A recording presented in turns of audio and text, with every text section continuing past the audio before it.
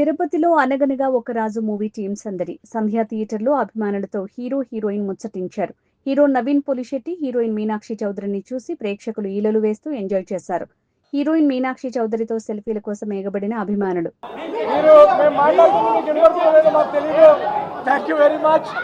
అనగనగా ఒక రాజు Sankranti pongal block buster తిరుపతిలో ఉన్నాము. మీరు రియాక్షన్స్ చూస్తున్నారు కదా, మా గొంతులు మాకే వినపడట్లేవు. తిరుపతిలో బ్లాక్ బస్టర్ రెస్పాన్స్ ఉంది. అనగనగా ఒక రాజు ప్రపంచవ్యాప్తంగా ఈరోజు 100 కోట్ల గ్రాస్ దాటుకుంది. సో ఈ విజయయాత్ర తిరుపతికి చేరింది. ఆ వెంకన్న స్వామి ఆశీస్సుల కోసం, తిరుపతి ప్రేక్షకుల దీవెనల కోసం ఇక్కడ రావడం జరిగింది. Phenomenal response.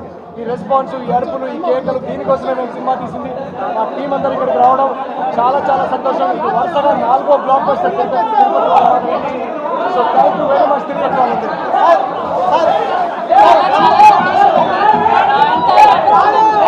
సినిమాకి అనగనగా ఒక రాజు ఈ రోజు ఒక బ్లాక్ బస్టర్ చేయడానికి ఆడియన్స్ చేశారు. మేము చాలా చాలా హ్యాపీ, చాలా సంతోషం.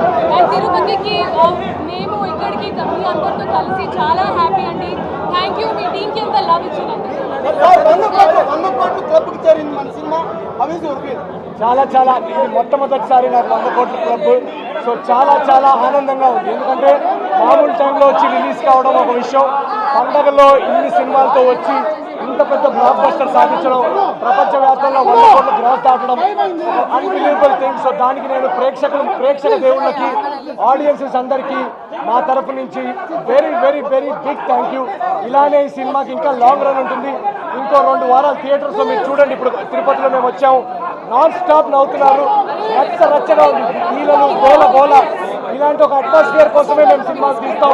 సో అలాంటి అట్మాస్ఫియర్ మేము విట్నెస్ చేయడం మాకు చాలా చాలా సంతోషంగా ఉంది. బ్లాక్ బస్టర్ అనగనగా ఒక రాజు.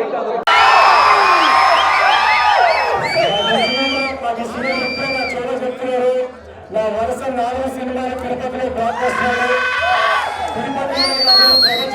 తెలుగు సినిమాలు ఎక్కడ కూడా ఈ వరుస విషయం అందించినందుకు నేను హైదరాబాద్ లో కూర్చొని ఇన్స్టాగ్రామ్ లో కానీ సోషల్ మీడియాలో కానీ పైకి చెప్పచ్చు.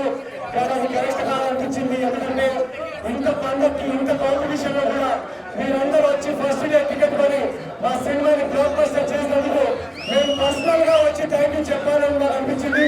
So thank you so much Tirupati.